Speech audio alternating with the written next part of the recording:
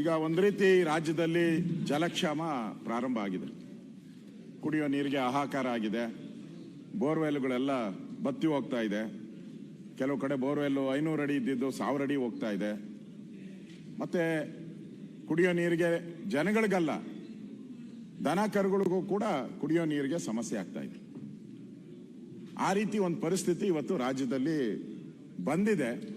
ಹಿಂದೆನ ಸರ್ಕಾರ ಬರ ಡಿಕ್ಲೇರ್ ಮಾಡಬೇಕಾದ್ರೂ 3-4 ತಿಂಗಳು ಮುಂದಕ್ಕೆ ಹಾಕೋದು. ಈಗ ಈ ಜಲಕ್ಷಾಮ ಬಂದಿದೆ.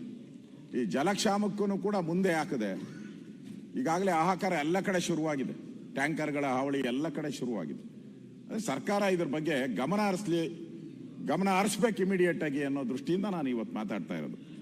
ಸನ್ಮಾನ್ಯ ಅಧ್ಯಕ್ಷರೇ, ಈಗಾಗಲೇ ಹಲವಾರು ತಜ್ಞರು, ಡಾಕ್ಟರ್ ಶ್ರೀನಿವಾಸ್ ರೆಡ್ಡಿ ರಾಜ್ಯ ನೈಸರ್ಗಿಕ ವಿಕೋಪ ಉಸ್ತುವಾರಿ ನಿವೃತ್ತರು ಅವ್ರು ಹೇಳಿದ್ದಾರೆ, ಮುಂಗಾರು ಹಿಂಗಾರಿನಲ್ಲಿ ಜಲಾಶಯ ಹರಿಯಬೇಕಾದಷ್ಟು ನೀರು ಶೇಖರಣೆಗೊಂಡಿಲ್ಲ. ಪ್ರಸ್ತುತ ವಾಡಿಕೆಗಿಂತ 2% ಬಿಸಿಲು ಜಾಸ್ತಿ ಆಗ್ತಾ ಇದೆ. ಮತ್ತು ಎಲ್ಲ ಡ್ಯಾಮ್ಗಳಲ್ಲೂ ಸುಮಾರು 2-3 TMC ನೀರು ಆವಿ ಆಗ್ತಾ ಇದೆ. ಆ ದೃಷ್ಟಿಯಿಂದ ಜಲಕ್ಷಾಮ ಬರ್ತೈತೆ ಅನ್ನೋ ಮಾತನ್ನ ಹೇಳಿದ್ದಾರೆ. ನನಗನ್ಸುತ್ತೆ ಈಗಾಗಲೇ ಬಿಸಿಲಿನ ಜಳ 2 ಡಿಗ್ರಿ ಜಾಸ್ತಿ ಆಗಿದೆ. ಧಾರವಾಡ, ಕಾರವಾರ, ಹಾವೇರಿ ಈ ಕಡೆ ಎಲ್ಲ ಕಳೆದ 30 ವರ್ಷಕ್ಕೆ ಹೋಲಿಕೆ ಮಾಡಿದ್ರೆ ಈ ವರ್ಷ ತಾಪಮಾನ ಬಹಳ ಜಾಸ್ತಿ ಆಗಿದೆ ಎಲ್ಲ ಕಡೆ. ಕಳೆದ 30 ವರ್ಷಕ್ಕೆ ಹೋಲಿಕೆ ಮಾಡಿದ್ರೆ ತಜ್ಞರೇ ಹೇಳಿರುವಂಥದ್ದು ಇದು. ಸನ್ಮಾನ್ಯ ಅಧ್ಯಕ್ಷರೇ, ಪ್ರಮುಖವಾಗಿ ಇವತ್ತು ಕುಡಿಯೋ ನೀರಿನ ಹಾಹಾಕಾರ ಇರ್ಬೋದು, ಬರಕ್ಕೆ ಸಂಬಂಧಪಟ್ಟಂತೆ ಇರ್ಬೋದು, ಇವತ್ತು ರಾಜ್ಯದಲ್ಲಿ ಜನ ಗುಳೆ ಹೋಗುವಂಥ ಪರಿಸ್ಥಿತಿ ಬರ್ತಾ ಇದೆ. ಮನೆಗಳಿಗೆ ಬೀಗ, ನಗರಗಳಿಗೆ ಗುಳೆ ಅಂತ ಹೇಳಿ ಆರ್ಟಿಕಲ್ ಕೂಡ ಬರ್ತಾ ಇದೆ. ಅಂದರೆ ಕೆರೆ ಒಣಗೋಗಿರೋದು, ಸುಮಾರು ಒಂದು ಲಿಂಗಾಪುರ ಜನಸಂಖ್ಯೆ ಅಂದಾಜು ಒಂದು ಊರ್ದು 1100. ಈ ಪೈಕಿ 800 ಮಂದಿ ತಾತ್ಕಾಲಿಕವಾಗಿ ಊರು ತೊರೆದಿದ್ದಾರೆ. ಬೀದಿಯಲ್ಲಿ ಸಾಗುತ್ತಿದ್ದರೆ ಬೀಗ ಹಾಕಿದ ಮನೆಗಳೇ ನಿರವ ಮೌನ. ಇದು ಇವತ್ತಿನ ಪರಿಸ್ಥಿತಿ. ಗುಳೆ ಹೋಗ್ತಾ ಇರೋದು ಎಲ್ಲರೂ ಕೂಡ. ಗೋವಾಗೆ, ಮಂಗಳೂರು ಕಡೆ, ನಿಮ್ಮ ಕಡೆನೂ ಬಂದಿದ್ದಾರೆ, ಪತ್ರಿಕೆಯಲ್ಲೂ ಹಾಕಿದ್ದಾರೆ, ಎಲ್ಲ ಕಡೆ ಗುಳೆ ಹೋಗ್ತಾ ಇದೆ. ನೀರಿನ ಹಾಹಾಕಾರ, ಕುಡಿಯೋ ನೀರು ಸಿಗ್ತಾ ಇಲ್ಲ, ಮೇವು ಸಿಗ್ತಾ ಇಲ್ಲ. ಅದರಿಂದ ಅಲ್ಲಿನ ಜನ ಹೇಳಿರೋದು, ಮುದಿಯಪ್ಪ ಗೌಡ್ರು ಹೇಳಿರೋದು, ಅಲ್ಲಿನ ಗ್ರಾಮ ಪಂಚಾಯತಿ ಸದಸ್ಯರು, ಮಲಪ್ರಭಾ, ಘಟಪ್ರಭಾ ನಾಲೆಗಳಿದ್ದರೂ ನೀರು ಬರುವುದಿಲ್ಲ. ಹೆಚ್ಚಿನ ಕೂಲಿ, ಉತ್ತಮ ಬದುಕಿನ ಭರವಸೆಯೊಂದಿಗೆ ಜನ ಗುಳೆ ಹೋಗುತ್ತಿದ್ದಾರೆ ಅಂತ. ಇವತ್ತು ಜನ ಆಚೆ ಹೋಗ್ತಾ ಇದ್ದಾರೆ ಎಲ್ಲ ಕಡೆನೂ ಕೂಡ. ಮತ್ತೆ ಬೋರ್ವೆಲ್ಲು ಕೂಡ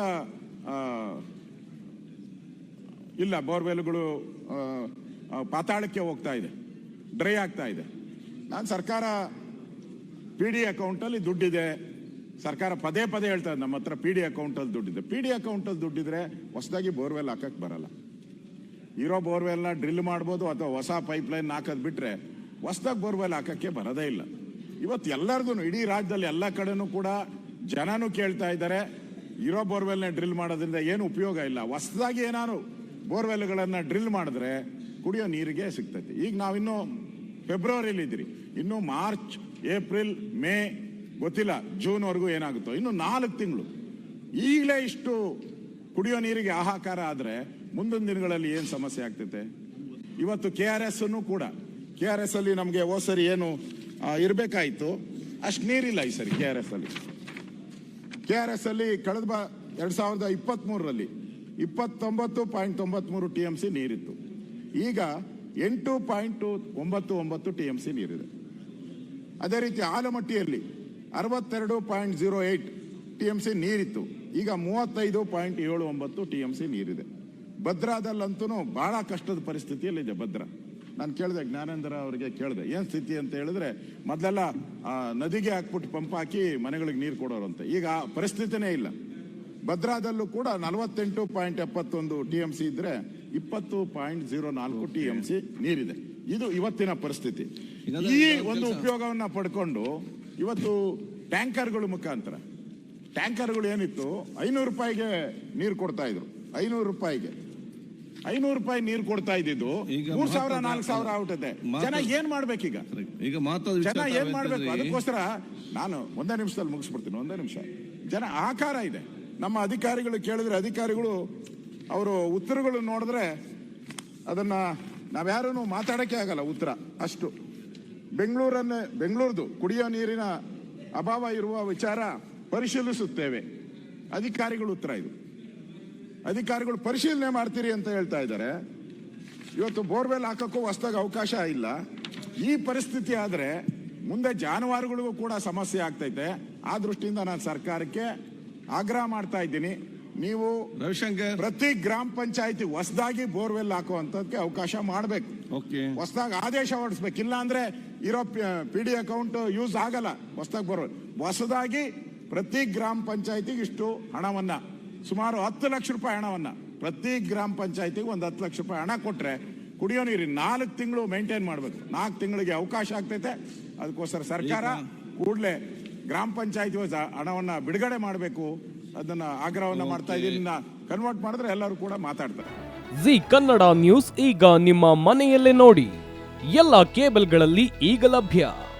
ಸನ್ direct 292, Jio TV 1334, U digital 162, city cable 51, GTPL 17, Abhishek cables 821, rock line telecommunication 51, Shri Basaveshwara number 60, Vinayaka digital number 53, in digital number 896ರಲ್ಲಿ.